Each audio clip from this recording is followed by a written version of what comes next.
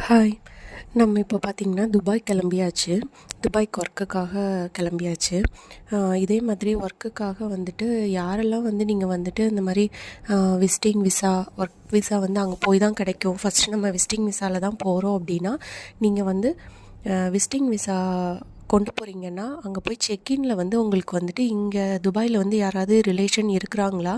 இருந்தாங்கன்னா அவங்களோட ஐடி கண்டிப்பாக கேட்பாங்க. ஸோ நீங்கள் அதுக்காக வந்துட்டு துபாயில் இருக்கிறவங்களோட ஐடி வாங்கி வச்சுக்கோங்க ஃபஸ்ட்டு. அப்போ தான் வந்து உங்களுக்கு செக்கிங்கில் கேட்கும்போது ஒரு பதட்டம் இல்லாமல் நீங்கள் வந்து காமிக்க முடியும். எனக்கு வந்து கொஞ்சம் செக்இன்ல வந்து பதட்டம் ஆகிடுச்சு. ஏன்னா ஃபஸ்ட் டைம் அல்ல, அதனால் எனக்கு கொஞ்சம் பதட்டமாக இருந்தது. அதுக்கப்புறம் நான் அவங்களோட ஐடியெல்லாம் வாங்கி கொடுத்ததுக்கப்புறம் அவங்க ஓகே சொல்லி உள்ளே செக்இன்லாம் முடிச்சுட்டு உள்ளே போய் ரிலாக்ஸாக உட்காந்து கொஞ்சம் நேரம் வெயிட் பண்ணிகிட்டு இருந்தேன். அதுக்கப்புறம் ஃப்ளைட் வந்துடுச்சு. அப்புறம் வந்துட்டு ஃப்ளைட்டில் ஏறி அப்படி 4 hours travelling, Madurai to Dubai.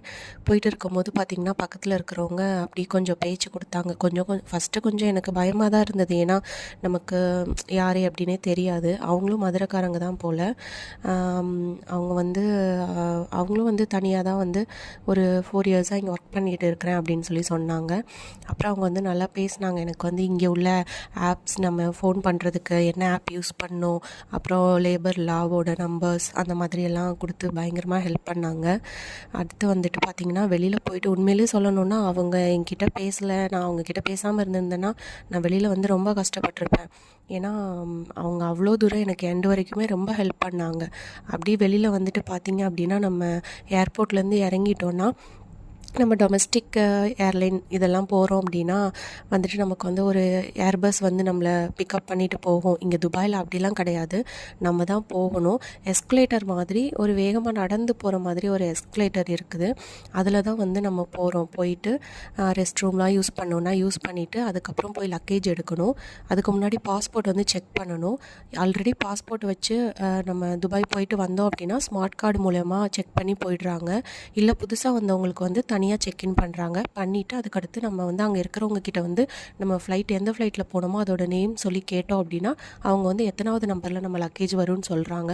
அங்கே போய் நம்ம லக்கேஜ் எடுத்துகிட்டு வெளியில் போயிட்டு இப்போ எனக்கு வந்து என்னை கூப்பிட்றதுக்கு வரேன்னு சொல்லியிருந்தாங்க. ஸோ அதனால வந்து நான் வெயிட்டிங் ஏரியாவில் வெயிட் பண்ணிகிட்டு இருந்தேன்.